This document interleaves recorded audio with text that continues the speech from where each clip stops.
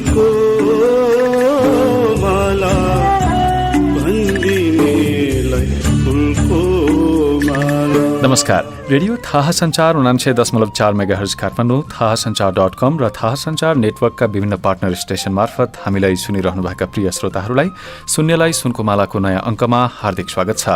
कार्यक्रममा हामीले युग पाठकले लेख्नुभएको उपन्यास उर्गेनको घोडा सुनाइरहेका छौं। उर्गेनको घोडा माओवादी जनयुद्धलाई आधार बनाएर लेखिएका सीमित उपन्यासहरूमध्येको एक हो। यो उपन्यासले छापामार मेहेन्दोको कथा भन्छ। उपन्यासको प्रस्तुति शैली अनुसार लाल पाइलो नामक पत्रिकामा छापिएको मेहेन्दोको कथा फरक फरक पात्रले फरक फरक परिस्थितिमा पडिरहेका छन्।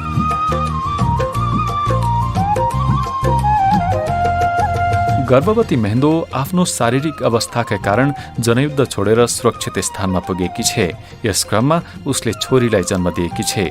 आजको अङ्कमा जेल तोडेर भाग्ने तर्खर गरिरहेका 3 महिला छापामारले मेहेन्दोको बाँकी वृत्तान्त सुनाउनेछन्। शून्यलाई सुनको मालामा प्रस्तुत छ उपन्यास उर्गेनको घोडाको 7औं अङ्क।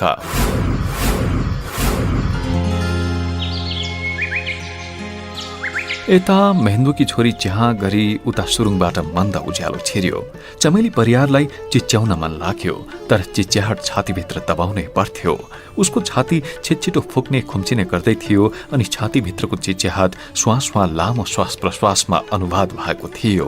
त्यसैले उसले स्याँ स्याँ गर्दै सासैले भने, उज्यालो उज्यालो भनेर। उसको वाक्य पूरा भएन, किनभने ऊ खुसीले कटमेरो हाँसो हाँस्न लागेकी थिए र उत्तेजनाले उसको शिरदेखि पाउसम्म कम्पन पैदा गरेको थियो। उत्तिकै उत्तेजित थिए फुलछरा आले। माटो भएको हात उत्तेजनाले उघारिएका ओठमा टाँसेकी थिए। साँगुरो सुरुङभित्र दुवैजनाको मुखबाट निस्किएको बाफ दुवैले अनुभव गरेका थिए। त्यही बाफको न्यानो पनि लोभलाग्दो हुन्थ्यो ठण्डी परेको बेला। उत्तेजित अवस्थामै दुवैले हात मिलाए, तर तत्कालै दुखाइले कक्रक्क परेर दुवै निहुरिए। घाँटीबाट सुस्तरी आह फुत्कियो। पीडा र खुशीको यस्तो अनमोल मिश्रण उनीहरूले कहिल्यै अनुभव गरेका थिएनन्। रडको टुक्राले 13 रातसम्म लगातार सुरुङ खन्दा खन्दा हात छिया भएको थियो। त्यसमाथि हिउँदे ठिहीले कक्रिएको थियो। माटोले पुरिएको हातको घाउ चहर्याइरहेकै हुन्थ्यो। तैपनि त्यो कष्ट शब्दमा साटासाट गर्ने स्थिति थिएन। तरबारको धारमा हिँड्नु भनेको कस्तो हुन्थ्यो उनीहरूले खुदै अनुभव गरेका थिए। पितृ सत्तात्मक समाज व्यवस्थालाई चुनौती दिन पनि यी बन्दी महिला कटिबद्ध देखिन्थे। चमत्कारहरू गर्ने इच्छा सधैँ हृदयमा सजाएर हिँड्थे।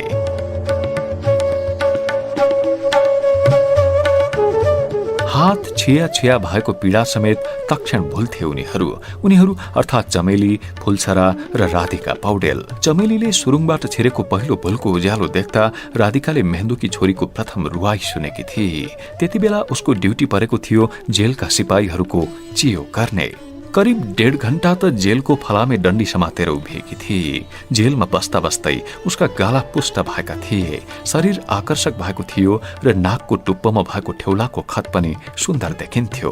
सिपाहीहरू उसको मुस्कानका फ्यान भएका थिए, किनभने अलिकति मात्र चिसो बढ्दा वा दिन धुम्मिँदा उसको ज्यान कसरी झमझमाउँथ्यो र दुख्थ्यो त्यो बाहिरबाट देखिँदैनथ्यो।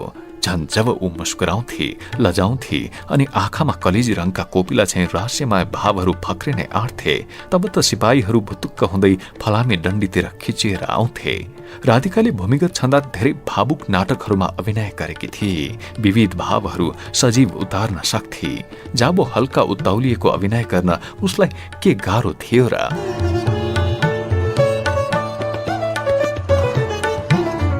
साँझ पख बाक्लो हुस्सुले जेललाई ढाकेको हुन्थ्यो। शिशिर यामको झरीले चिसो वात्ते बढाएको थियो, खुब ठिहिर्याउँथ्यो।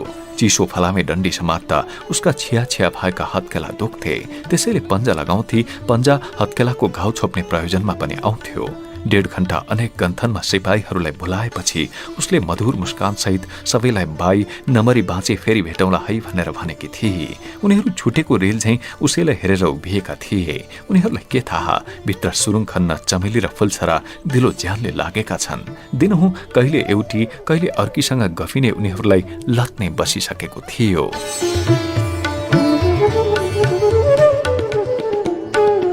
1.5 घण्टा उभिँदै उसलाई रिङ्गटा चल्ला जस्तो भयो, किनभने उनीहरू तीनैजना अभिनय जस्तो गरे पनि ठिकठाक थिएनन्। काम थन्काएर सुत्ने बेला तीनैजना मौन भाषामा कष्ट साटासाट गर्थे।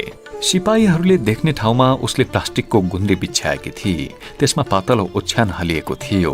ओढ्नका लागि उसको पातलो कपास छापिएको सेतो पछ्यौरा छँदै थियो। ऊ त्यहीँ ढल्किएर किताब पढ्न थालेपछि पनि एउटा सिपाही चियाएर उसैलाई हेर्दै थियो। ऊ ठान्थ्यो, क्रान्तिकारी आइमाई पनि कति राम्रा, कुन दिन मार्दिने हुन् यिनलाई, धित मर्ने गरी अहिले नहेरे कहिले हेर्ने। लाल पाइलो जेलभित्र छिरेको प्रसङ्ग पनि ताज्जुब लाग्दो थियो। कुशल कथाकारले पाए गजबको कथा लेख्दो हो। लाल शब्द नै प्रतिबन्धित भएको बेला लाल पत्रिका जेलभित्र पुग्नु आफैमा रमाइलो कुरा थियो। कोही कृष्ण मगर नामको व्यक्ति अस्पतालमा काम गर्छु भन्थ्यो। फुलछरालाई बहिनीको नातो जोडेर पहिलो पटक जेलमा भेट्न आएको थियो।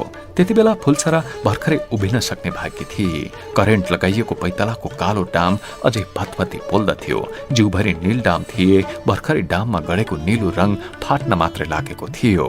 जेलर बाक्लो सिसा भएको पावरदार चस्मा लगाउँथ्यो, त्यसैले उसलाई अक्षरहरूसँग रिस उठ्थ्यो। तर अक्षर पढेर सेन्सर गर्ने जिम्मा उसैको हुन्थ्यो। कृष्णले लाल पाइलोको कभर झिकेर चल्तीमा रहेको कुनै सस्तो किताबको कभर टाँसेको थियो चटक्क मिलाएर। जेलरलाई गफमा भुलाएर अक्षरको आतंकबाट मुक्त भएको थियो कृष्ण। तर जेलको डन्डीबाट भित्र छिराउने बेला पुलिसको ड्युटी कमान्डरले फेरि हेर्दथ्यो। संयोगवश अक्षर हेर्ने ड्युटी जेलरको हो भन्ठान्ने हवलदार परेछ। उसले कभर हेर्यो र निसङ्कोच किताब फुलछरालाई दियो। कृष्णले सुटुक्क बतायो कि लाल पाइलोको 3वटै अङ्क मैले ल्याइदिएको छु।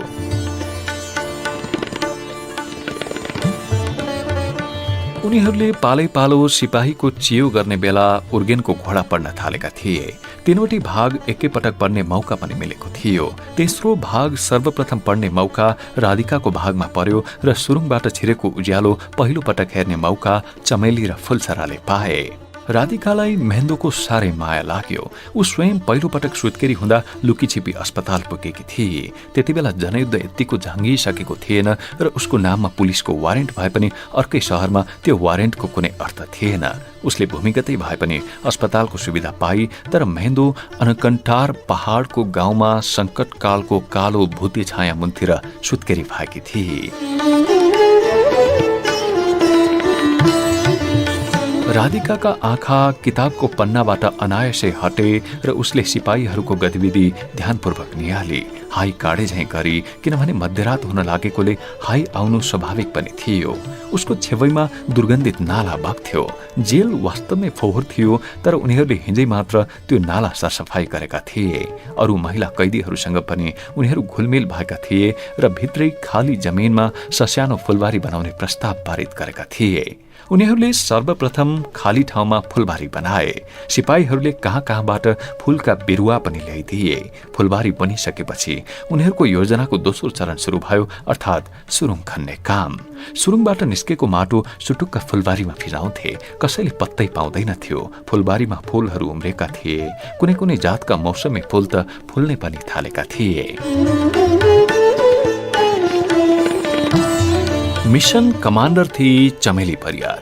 कालो भनेर साह्रै कालो पनि होइन, तर माया गरेर वा जिस्क्याएर बोलाउनेले काली भन्न मिल्ने गरी काली थिए चमेली। गालाका डिल विशेष प्रकारले उठेका थिए र ती अनौठो गरी चम्किन्थे। 3 जना मध्ये उमेरमा सबभन्दा जवान थिए र लड्न भिन्न तयार हुने तन्तु हुर्काएकी थिए चमेलीले। यता राधिकालाई महेन्द्र सुत्केरी भएपछि पढ्ने मन लागेन।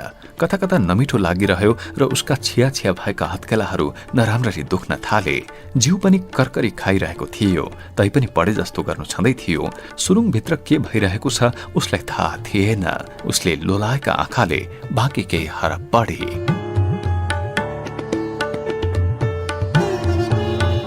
राधिका, राधिका, कसैले सासले बोलाए जस्तो उसलाई मन्द अनुभूति भयो।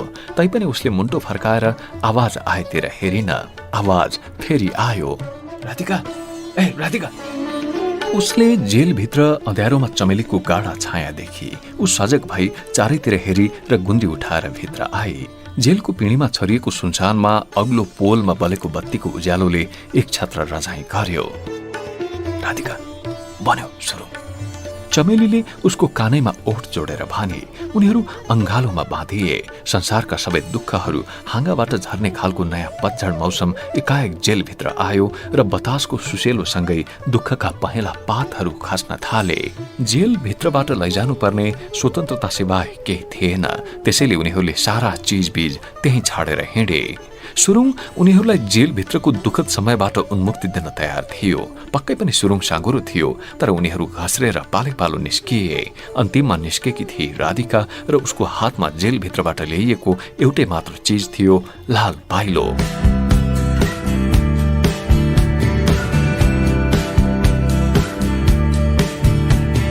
उनीहरू जेलको अग्लो पर्खालभन्दा बाहिर थिए।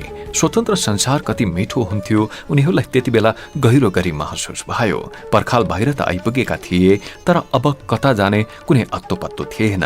भित्रको सीमित संसारबाट बाहिरको अपरिमित संसारमा आइपुगेका थिए। सीमाहरू जति फराकिलो हुन्छन् त्यति नै त्यहाँ असंख्य सम्भावना हुन्छन्। चमेलीले वरिपरि आँखा घुमाई। उसका आँखाहरू छिट्टै रेकी गर्न सक्थे। जनसेना छँदा उसले रेकी टोलीमै धेरै काम गरेकी थिए। उसका आँखाले भूगोलको स्क्यान गरिसकेका थिए।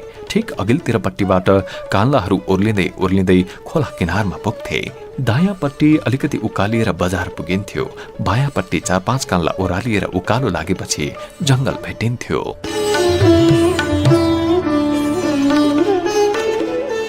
उनीहरूले एक सरो लुगा मात्र लगाएका थिए। ज्याकेट वा स्वेटर लगाउन सम्भव थिएन। सुरुङको पुवाल साँगुरो थियो, त्यसैले उनीहरू ठेहेरो सहन तयार थिए, तर जेलबाट उम्किसकेपछि पक्राउ खान तयार थिएनन्। कुनै पनि प्रकारको अल्झो बोक्ने विचारै गरेनन् उनीहरूले। चमेलीले आफूलाई पछ्याउने इशारा गरी र फटाफट जंगलतिर लम्की। बाटो गोरेटो त्यहाँ केही पनि थिएन, त्यसैले उनीहरू कान्लाहरू नाग्दै अगाडि बढे। जेलको पर्खालमाथि बलेका नियोन लाइटहरूले प्रशस्त उज्यालो फ्याँक्थे। उनीहरू त्यो उज्यालोबाट बस्न निहुरिएर दौडिए। तेस्रो कान्ला मात्र के नागेका थिए। जेलमा होहल्ला मचियो, फायरिङ हुन थाल्यो। उनीहरू कान्लाको डिलमा अडेस लगाउँदै अघिल्तिर बढे। सिपाहीहरूको एउटा टोली उनीहरूलाई पछ्याउँदै आएको पनि थियो, तर तिनीहरूले जंगलतिर उक्लने हिम्मत गर्न सकेनन्।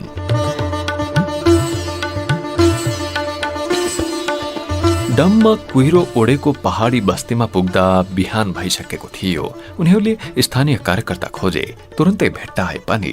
तत्कालै हल्ला फैलियो। जेल ब्रेक गरेर साहसी महिला साथीहरू गाउँ आइपुगेका छन्। साँझपख उनीहरूको भव्य सम्मान गरियो। गलामा माला र निधारमा रातो अबिरको सम्मान बोकेर उनीहरू दङ्गास परेका थिए। गत रात जे भएको थियो सबै सपना जस्तो लाग्थ्यो। हत्केला र पाखुराका घाउ अझै निको भएका थिएनन्। ती जिउँदा साक्षी थिए, तैपनि लाग्थ्यो त्यो एउटा कष्टकर तर असाध्यै मिठो सपना थियो।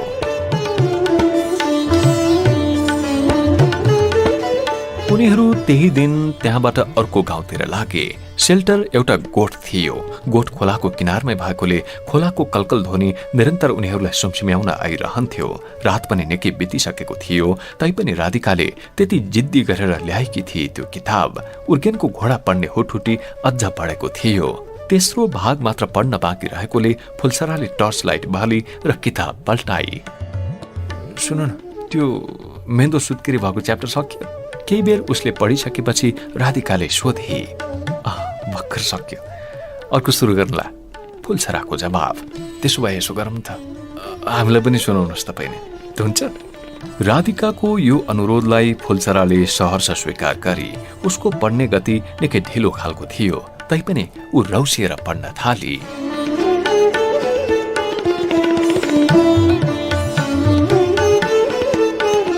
सुत्केरो रात बित्यो र सुत्केरो घाम उदायो। टाला टुलीमा पोको पारिएकी बच्ची उसैको छेउमा थिए। ऊ पटक पटक छाम्थी, लाग्थ्यो जिउँदै छे। अनि बच्ची रुन्थी हुरुक्क भएर। ऊ छातीमा टाँस्थे, आँखाभरि आँसु भरिएर आउँथ्यो। एक किसिमको बेचैनी अनुभव हुन्थ्यो। इचोङ सम्झिन्थी, आबा आमा सम्झिन्थी, अनि सम्झिन्थी त्यो निर्मोहीलाई जो बाबु बनेर पनि छोरी रहेको सुन्ने अवसरबाट वञ्चित भएको थियो। निर्मोही शब्द उसको मनमा भिन्नै अर्थसहित आएको थियो, लाडिएर, इतरिएर, मायाका अजस्रा चुम्बनहरू सहित। मेन्दोका स्तनहरू पग्रिएका थिए। यो प्राकृतिक नियम मात्र थिएन, मानवीय स्वभाव र प्रेम समेत पग्रिएर आएको हुन्थ्यो। छोरी दूध चुस्न थाल्थी अनि उसलाई संसार दूधको मुन्टोमै समेटिए जस्तो लाग्थ्यो। मानव संसारका सारा लडाईँ उसले जितेकी हुन्थे। सम्पूर्ण युद्ध मोर्चाहरू टुङ्ग्याएर फर्किएकी हुन्थे, जस्तो कि उनीहरू संकल्प गर्थे अन्तिम युद्ध लड्ने। वर्गविहीन समाजको सुमधुर कल्पनाले ओतप्रोत संकल्प, संसारका सबै युद्धहरूको टुङ्गो लगाउने संकल्प।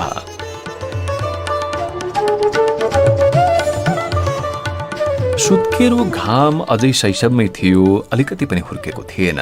त्यो दिन दिग्विजय दाइले पठाएको भन्दै एउटा केटो आयो।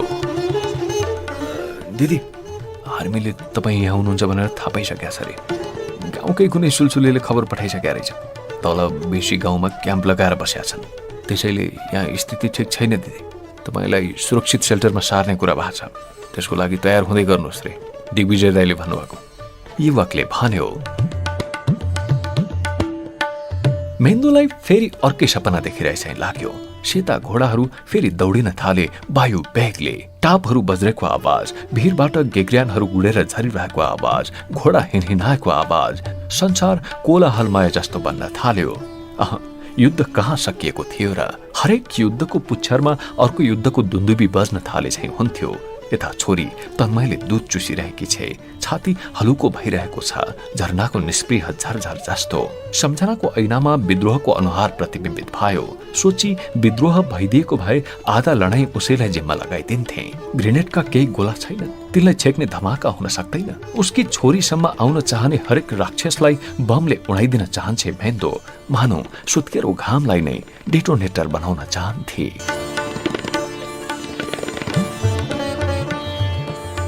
तामाङनेहरूले प्रेमपूर्वक खानेकुरा बनाएका थिए। उनीहरूले निश्चिन्त हृदयले पकाएका थिए, त्यसैले असीम ऊर्जा लुकेको थियो त्यो जडीबुटीयुक्त खानेकुरामा। उसले सिरानीमा राखिएको खुकुरी छामेर जाँची, नजिकै बलिरहेको दियालोको बत्तीको सामर्थ्य नाप्ने प्रयत्न गरी र त्यो युवकले भने झैं आफूलाई मानसिक रूपमा तयार गरी।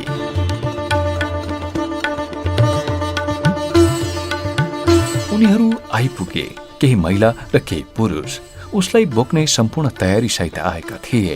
यो स्थितिको अघिल्तिर समर्पण गर्नुभन्दा अर्को विकल्प पनि थिएन। अझै हलुका रगत बगिरहेको थियो। सुत्केरी बेला, यस्तो बेला शारीरिक लक्षणलाई लिएर कुनै लज्जा बोध हुँदैन, न त अरूले नै त्यस्तो लज्जा महसुस गर्छन्। हेर्स्याङ्गु गाउँलाई उसले आभार व्यक्त गरी, तामाङनेहरूसँग थुप्रै प्रकारको साइनो लगाउँदै धन्यवाद ज्ञापन गरी, माया नमार्ने प्रण दोहोर्याई अनि उसको सम्पूर्ण तयारी पूरा भयो।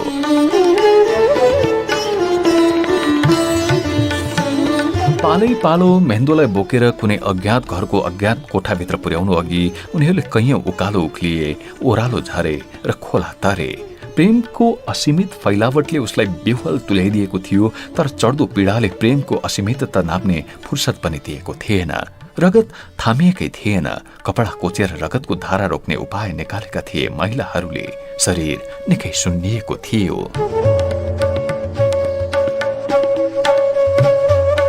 हिमाल छेउका गाउँहरूमा शरद ऋतुको आगमन विशेष हुन लाग्दै थियो। दिनौं बढ्न लागेको चिसोले शरद ऋतुको आगमनलाई स्वागत गरे चाहिँ लाग्थ्यो। मानिसहरू यो साल छिट्टै हिउँ पर्ने अनुमान लगाइराखेका थिए।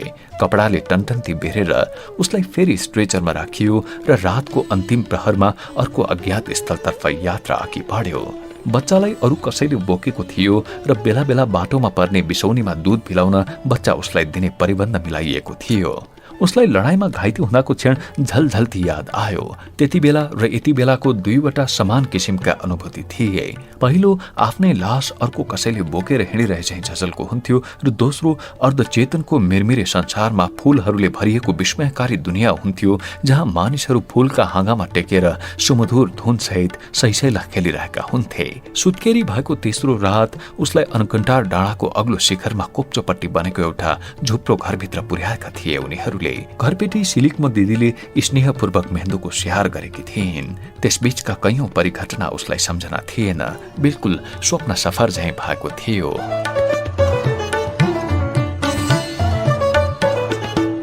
सुत्केरी महेन्द्र अब सुरक्षित सेल्टरमा आइपुगेकी छ। रगत धेरै भएर ऊ कमजोर भएकी त पक्कै हो, तैपनि त्यो घरकी सिलिक्मो दिदीको स्नेह र प्रेमको मलम सोसेर घाउहरू पुरिसकेका छन्।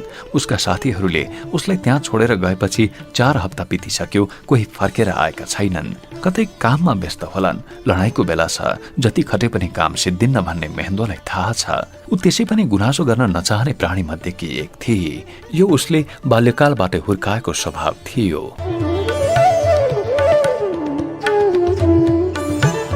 पल्लवीको पनि कुनै अत्तो पत्तो थिएन।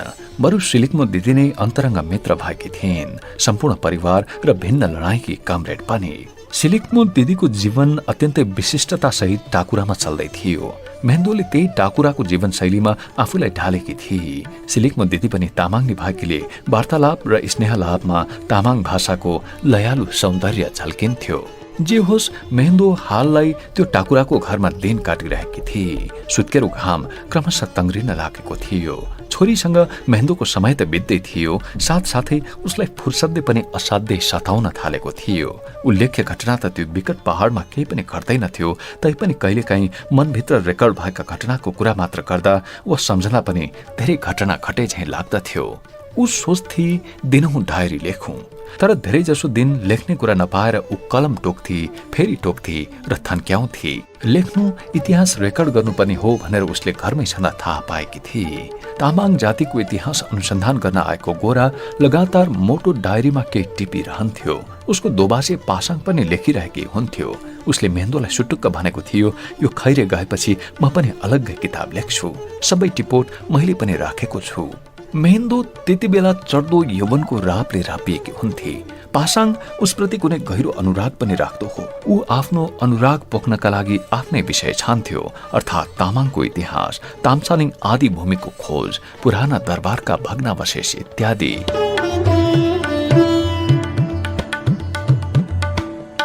मेहेन्दोले धेरै पछि पासाङले लेखेको किताब पनि पढेकी थिए, ताम्सालिङ इतिहास र वर्तमान। पासाङ गएपछि उति बेलै उसले पनि सुने जति कुरा लेखेकी थिए, आफूले जानेको भाषा शैलीमा। एक दिन फुर्बाले पनि केही तामाङ जाति सम्बन्धी किताब बोकेर आएको थियो, कुनै संस्थाले छापेर सित्तै बाँडेको थियो रे। ऊ त्यो किताब पटक पटक पढ्थे र लेखन शैली अनुसरण गर्ने प्रयास गर्थे। पछि रोल्पामा छँदा अरू साथीको लहै लहैमा लागेर उसले पनि डायरी लेख्न थाले। उसले एउटा डायरी सिङ्गै भरेकी थिए, तर युद्ध मोर्चामा घाइते भएको बेला उसको झोलै छुट्यो अनि झोलाभित्रको त्यो डायरी पनि। त्यो डायरी हराउँदाको अनुभूतिलाई पनि उसले घाइते अवस्थामै उतारेकी थिए, एउटा पातलो कापीमा। पल्लवीले कताबाट भेट्टाएर पढी छ र विशुदाईलाई पनि देखाइ छ। निकै परिष्कृत भाषामा लेख्दै रहेछौ मेहेन्दो, विशुदाईले टिप्पणी गरेका थिए। सुत्केरी भएपछिको फुर्सदलाई मेहेन्दोले डायरी लेखेर उपयोग गरे। कालो रङको मोटो डायरी थियो, दिग्विजय दाईले उपहार दिएको। सुत्केरीको उपहार अरे। डायरीसँगै कालो रङको पाइलट पेन पनि दिएका थिए। उसले लेख्न आरम्भ गरेपछि लेखिरही निरन्तर। त्यसपछि डायरी लेख्नु एउटा प्रिय आदत भयो। प्रिय श्रोता, त्यो डायरीका केही पन्नाहरू सम्पादन सहित यहाँ प्रस्तुत गर्न लागि छ।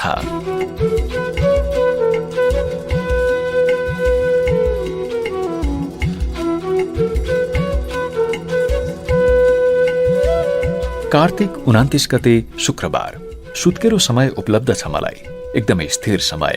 युद्ध मोर्चाबाट फर्किसकेपछि उपलब्ध हुने समय जस्तो जितको उन्माद र बिसौनीमा विसर्जित एकमुठी थकाइ मिसिएको।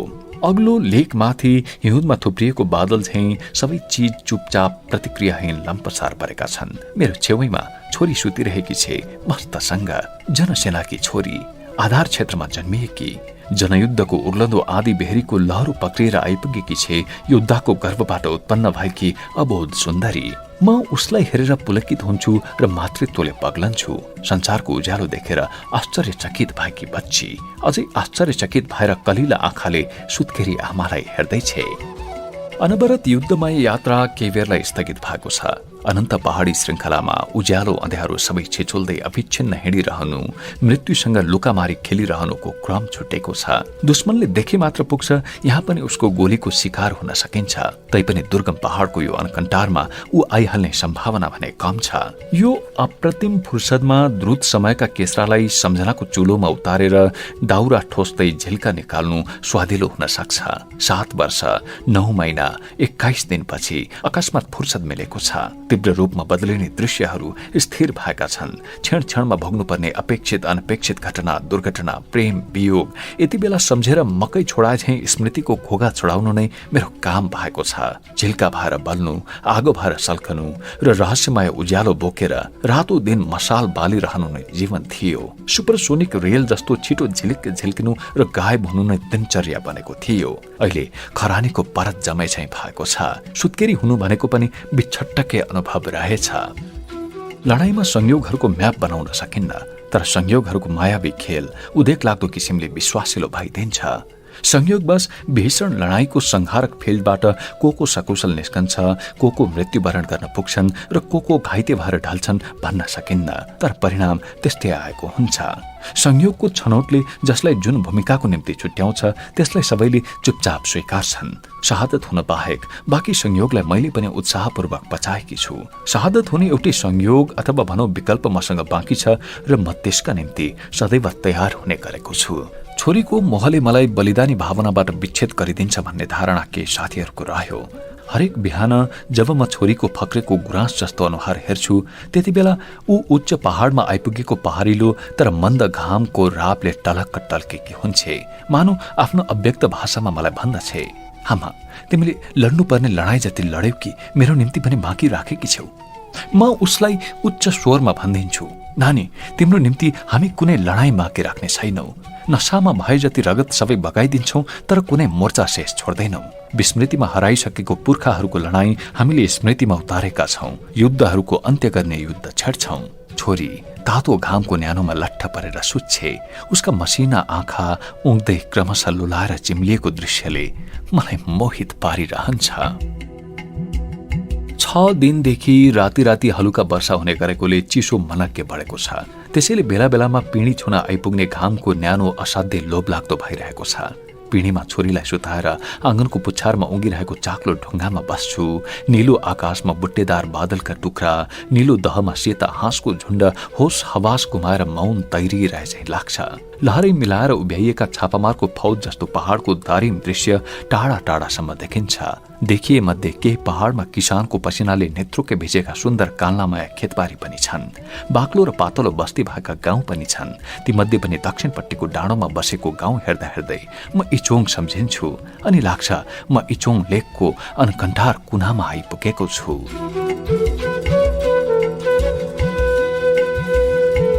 सुत्केरी आइमाई भिरको ढुङ्गामा बस्नुहुन्न होइ आँगा। किञ्चित रिसाएको थाहा हुने गरी घरपेटी दिदीको आवाज रोषका कणहरूले भेजेका थिए। हरेक शिशिर ऋतुमा नबिराई हिउँ झर्ने विकट पहाडी भिरमा हुर्केका यी महिलाको हृदय संसारका मानिसले कहिले महसुस नगरेको अलौकिक कोमल वस्तुले भनेको हुनुपर्छ। त्यो कोमलता छुन सकिन्न, तर हृदयभित्र कतै त्यसले आफै छुन्छ र संसारमा कहिले नसुनिएको अनौठो झङ्कार सृजना गर्छ। नत्र घरभित्र शरणार्थी सरह आइपुगेकी एउटा सुत्केरी आइमाई प्रति उनले 27 दिनमै आफन्तोचित व्यवहार गर्ने साहस कहाँबाट पाएकी थिइन्। उनको तामाङ बोलीमा उठेको लयालु झङ्कारले मलाई मुग्ध बनाउँछ। त्यसैले उनको प्रेमपूर्ण हुकुम सिरोपर गर्दै म पिँढीमा पुग्छु। तत्कालै कुहिरोको बाक्लो परतले जंगली फूलहरूको बास्ना र सल्ले जंगलको ओस ल्याएर झुप्रोलाई झपक्कै ढाकिदिन्छ। एक सरको चिसो पस्छ, हृदय समेत प्रकम्पित गर्दै म बर्कोले पुरै जिउ ढाक्छु र आफैलाई मूर्ख साबित गर्दै भन्छु, थुक्क हुस्सु केटी, त आमा भएको 1 महिना पुग्न अझै 7 घण्टा बाँकी छ। जनसेनाकै क्याम्पमा छु भन्ठानेकी छस् कि क्या हो?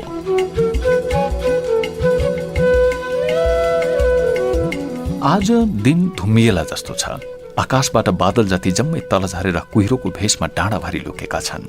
हिजो दिनभर पातलो कुहिरोलाई कुचो लगाउँदै घाम दिनभर पिँढीमा पसरिरहेको थियो अनि त्यसको मादक न्यानोमा लट्ठिएर म बितेका कुराको झझल्को फिंजाएर बसेकी थिएँ। संघर्षदायी प्रमिथस अनि कैयौं नाम भुलेका क्रान्तिकारी साथीहरू, छिरिङले ल्याएको अनिष्टकारी पुलिसको छाया, इचोङ गाउँले भोगेको विपद, यी सब सम्झेर म एक्लै गुनगुनाइरहेँ। छोरी बेला बेला चलमलाउँछे। मैले उसलाई दूध पिलाउनु पर्छ। उसका पातला ओठले दूधका मुन्टा खोज्न थालेपछि मातृत्व त्यसै त्यसै पग्रिएर आउँछ। प्रथम पटक यस्तो नौलो अनुभूति हुँदा मेरो रोम रोम पुलकित भएका थिए। दूध खाँदा खाँदै ऊ पुनः निदाउँछे, तर उसलाई पिँढीमा सुताउनु अब ठिक नहोला, किनकि पूरै आकाश ढाकेर आएको कालो बादलले पानी पार्ने छाँट देखाएको छ। हत्तपत्त बच्चीलाई न्यानो खोकिलामा हालेर दिदी भित्र पस्छिन् र म उनकै सल्लाह अनुरूप उनलाई पछ्याउँदै भित्र छिर्छु। तिनी क्लिङ ताइजेलजी, राति हिउँ पर्छ जस्तो छ।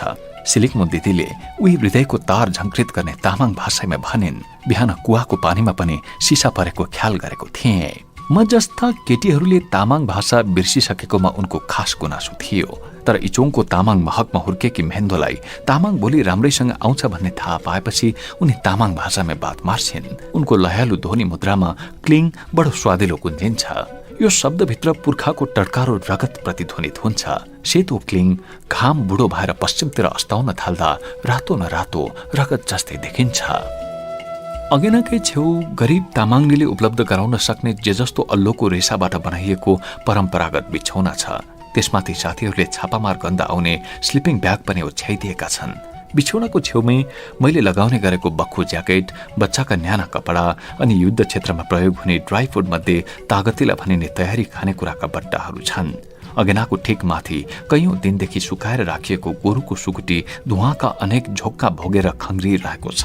तामाङ संस्कार अनुरूप सिरानी मुन्तिर एउटा गरौं खुर्पा भूमिगत शैलीमा बसेको छ र बिछौना छेउमा माटोको दियो छ, जसलाई सिलिकमो दिदीले हरेक साँझ सुत्केरीको सह जोगाउने परम्परागत उद्देश्यले बालेर राखिदिने गर्छिन्। परम्परा भन्दा पनि ज्यादा माया प्रवाह गर्ने खुर्पा र दियोप्रति मैले कुनै ढोंगी प्रतिक्रिया दिएको छैन।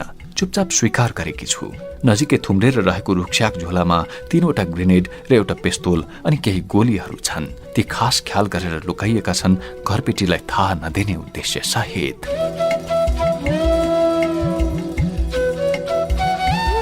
ताजा ताजा छ्याङ बोड्काभरि पिइसकेपछि निन्द्राले च्याप्दै ल्याउँछ। उमेरले 40 नकटेको भए पनि सिलिकमो बुढ्यौलीको प्रथम प्रहर काट्न लागे जस्तै देखिन्छन्। जडीबुटीयुक्त छ्याङको रोबदार मन्द प्रभावमा यति बेला म सिलिकमो दिदीको दाहिने आँखाकै डिलमा बाघले चिथोरेको लाम्छो खातलाई सर्प जस्तो देखिरहेको छु। उनी मलाई जडीबुटीको प्रभावबारे बताइरहेकी छिन्। सिलिकमो दिदी भन्छन्, सुत्केरीमा जिउका अङ्ग खोकुलो हुन्छन्, रगत धेरै खेर जान्छ। छ्याङ र अरू झोल तरकारीमा औषधि मिसाइदिएको छु। देउताले लेकमा रोपेको जडीबुटी हो। त्यसले जिउ कस्छ, रगत बढाउँछ र पातलिएको रगतलाई बाक्लो बनाउँछ।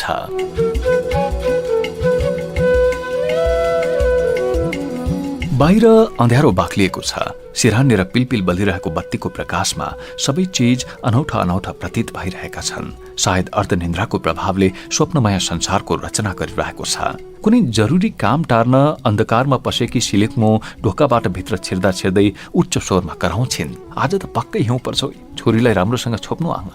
बच्चाको आमा बिउजै सुत्ने बानी गर्नुपर्छ। उनको आवाज र एक झोक्का चिसो सिरेटो भित्ताको कुनै प्वालबाट छिरेर सुमसुम्याउनु आइपुग्नुको बीचमा सांगीतिक तालमेल यस्तो हुन्छ कि म अर्धनिन्द्राबाट बिर्जन्छु। आँगनमा एक फूलको पनि कुहिरो छैन। चिसो बढेको छ। भूतहरू खेल्ने बेला जस्तो अनिष्टकारी सुनसान छ। हिउँ पर्नु अघिको सन्नाटापूर्ण मौसमलाई निकै विचित्र भाकामा बयान गर्दै सिलिकमो डल्लो परेर निदाइरहेका केटाकेटीलाई पाखी ओढाउन लागेकी छन्। 7 जना भन्टाङ भन्टुङ केटाकेटी लहरै सुतेका छन्। नजिकै बाख्रा उग्राइरहेका छन्। सिलिकमोका पौरकी हातले लिपेर बनाएका भित्ताहरूले बाहिरको ज्यानमा र चिसोलाई छेक्न त सक्छन्, तर हिउँले पूरै डाँडोलाई नै चिस्याएपछि कसको के लाग्छ। उनले भित्र छिर्दा छिर्दै ढोकामा आग्लो हालिसकेकी छन्। छोरीलाई सास फेर्न मुस्किल नपर्ने गरी कपडाले बाक्लोसँग छोपिसकेपछि आफ्नो टाउकोमा बाँधिरहेको फेटालाई म अझ कस्छु र वरिपरि दृष्टि लगाउँछु। सिलिकमो केटाकेटीको छेउमा सुत्न लागेकी छन्। सुस्तरी चलिरहेको सिरेटो समेत बन्द भएको आभास भइसकेपछि म उनलाई सोध्छु, नाना हिउँ पर्न थाल्यो कि क्या? गुम्म बाछ त। प्रत्युत्तरमा उनी उठेर नजिकै आउँछिन् र म सुतिरहेको बिछ्यौना छेउ बस्दै भन्छन्, अब भोलि बिहान डाँडा जम्मै हिउँले ढाकिन्छ। सागपात नाश गर्छ, गाई बाख्रालाई खुवाउने घाँस पनि छोप्छ। केटाकेटीहरू सिंह निकाल्दै डल्लो पार्छन्। खानेपानीको त कुरै नगर, खानेपानी पाउनै गाह्रो। शास्ति दिन्छ है हिउँले।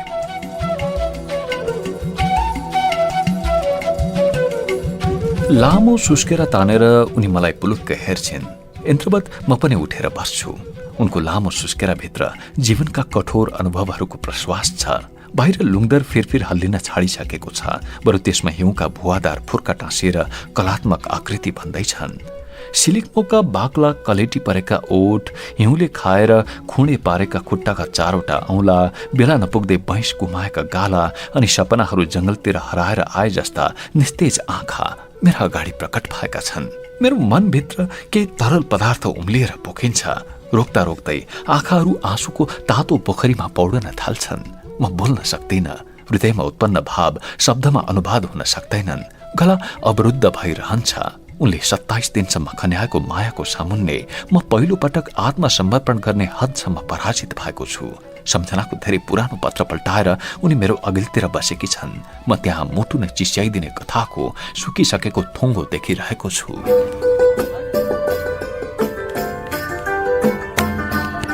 कथाको थुङ्गोमा एउटा वैशालु रात देखा पर्छ र तत्कालै युवती सिलिकमोलाई लखेट्न थाल्छ। खाली खुट्टाले चुच्चो चट्टानमा टेक्दै सिलिकमो भागिरहेकी छे। 38 वर्षसम्म पेरिएर बसेको रात फुक्दै फुक्दै जान्छ। सिलिकमो अँध्यारो र जुनेली रातले बनाएका रहस्यमय भिर पहरा पार गर्दै दौडिरहेकी छे। 8395 फन्को फुकिसकेपछि प्रकट भएको साँझमा सिलिकमो जुन गुराँसको फेदमा देखा पर्छे, त्यो गुराँसको भिरतिर झुकेको अडभाङ्गे हाँगोमा गुराँस टिप्न चढेको ठिटोको नाम पासाङ हुन्छ। गुराँसको सबभन्दा पैसालु फूल टिपेर रुखबाट ओर्लेपछि पासाङका हातहरू सिलिकमोको वैशालु चुल्ठोमा गुराँस सिउरिन व्यस्त हुन्छन्। सिलिकमो मन्द मन्द मुस्कुराइरहेकी छे।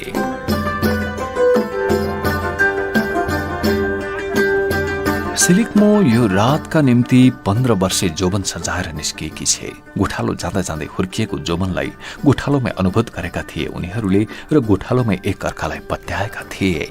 नयाँ जीवनको विस्मयकारी कल्पना र लाजको लप्कोले गाला रातै पारेकी सिलिकमो आफ्नो फक्रिएको जोबनसँग बिना सित्तै तर्कने पक्षमा छैन। चोरी बिहेको सल्लाह गरेका पासाङ र सिलिकमो रात नछिप्पिँदै दुल्हाको घर पुगिसक्ने योजना बनाएर जंगलबाट गाउँ जाँदैछन्। तर मादकतापूर्वक छाएको वसन्त ऋतुकालीन जंगली बासनाले उनीहरूलाई सम्भोगका निम्ति तयार पार्छ। उनीहरू त्यही रात बिहे गर्छन्।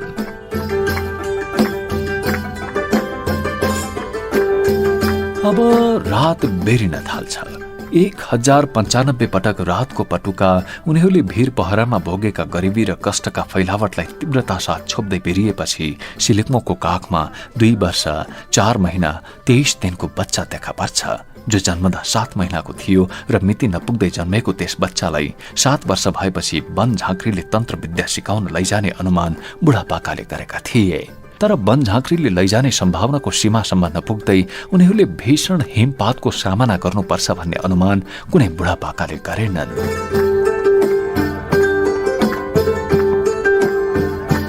दृश्य फेरि स्वाभाविक गतिमा अघि बढ्छ। गरिबीसँग जुझ्नु भिर पाखाका गरिबका निम्ति नित्य कर्म जस्तो हुन्छ। उनीहरू पनि गरिबीसँग पौठे जोरी खेल्ने क्रममा जडीबुटी बटुलेर केही पैसा कमाउने धोको साँचेर त्यो अग्लो लेखमा पुगेका थिए, जहाँबाट घर फर्कन कम्तीमा 3 दिन साँझ झमक्क हुन्जेल हिँड्नु पर्थ्यो। अकस्मात हिउँ खस्न थालेपछि मात्रै पासाङले दिउँसैदेखि मौसम बदलिन थालेको सम्झना गर्छ र आफ्नो मूर्खताको आयतन नाप्न बास बस्न सकिने कुनै झुपडी कति नजिक छ भनेर आँखा डुलाउँछ। हिउँका फुर्काको बादलभित्र एउटा घर देखिन्छ। सिलिकमो डोको बोक्छे, पासाङ छोरो बोक्छ र हतार हतार उनीहरू फर्किन थाल्छन्।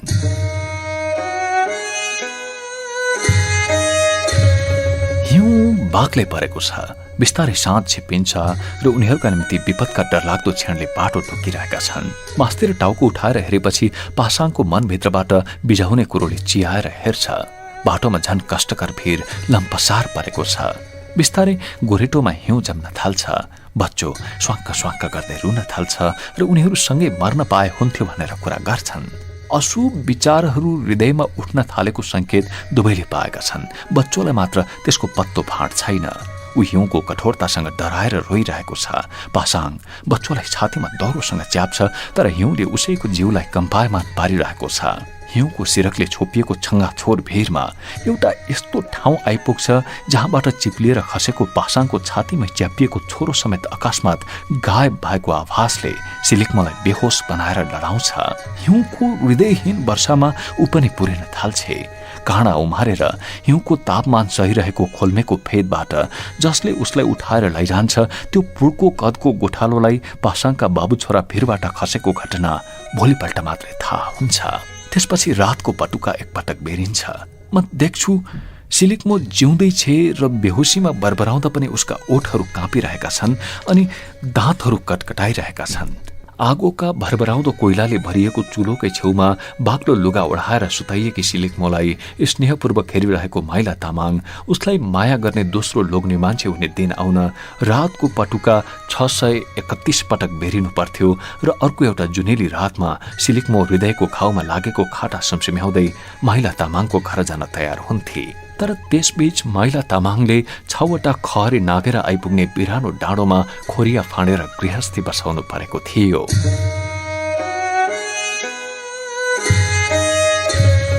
सिलिक्मो उदास छिन्। उदासीको त्यही नसामा चुरचुर हुँदै मैले 2 पटक छोरीलाई दूध खुवाइसकेको छु। रात छेपिँदैछ र आँगनमा हिउँ जमिरहेको छ। म सुस्तरी भन्छु, नाना सुतौँ अब, रात धेरै बितिसक्यो।